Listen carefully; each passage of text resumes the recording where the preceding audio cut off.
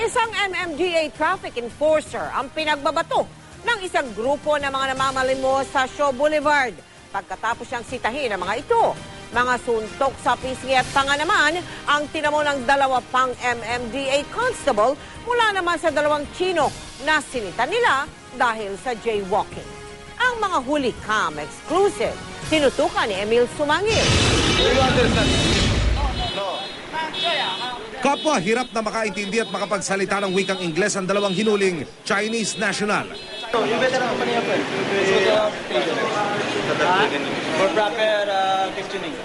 Kaya nang bitbitin sila sa presinto, inasahan na ng pulisya na ang problema hindi mareresolba ng basta-basta.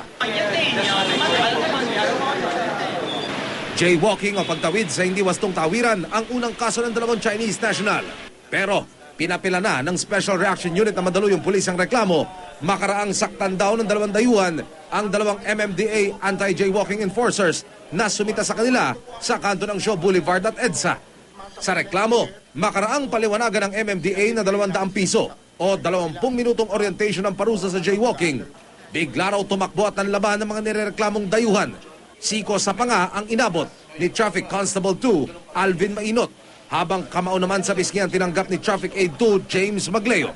Nabol namin, pagtabol namin, hinawakan na namin. So, hinawakan na namin. Nung hawakan namin, ako, nasa kanan niya. Itong kasama ko, nasa kaliwa.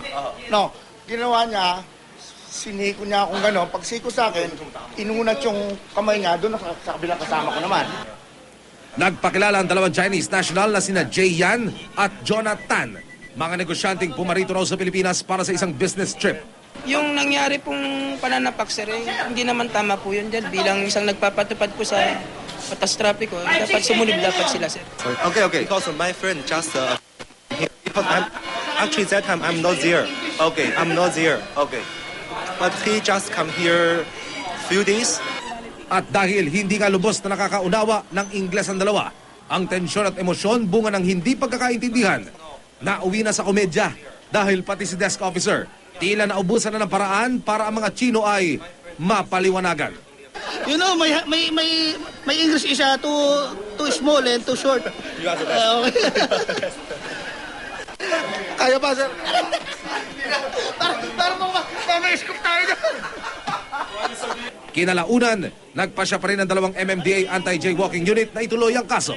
Si MMDA Chairman Francis Tolentino, paiimbestigahan daw ang insidente. Sa Pasig City, nakuna ng CCTV ang paghabol ng Barangay San Antonio Security Force sa isang grupo na nambato naman sa isang traffic enforcer sa Shaw Boulevard. Maigpit na raw kasing ipinagbabawal sa Ortigas Business District ang paumalimos sa lansangan kaya nang sitahin daw ng traffic enforcer ng mga ito. Binato raw sila sa ulo. Unang nahuli ang mag-ina na makikita pa sa video na binitawan ng bato na hawak nila. Pagwelta ng mobil, ang menor de edad namang nasa bangketa na nagtangkapang tumakbo ang nalambat nila. Buti na lang, ligtas na ang traffic enforcer mula sa tiyak na kapamakan. Nagkaroon po siya ng abrasion at buhol sa kanyang muka. Emil Sumangil, nakatutok. 24 oras.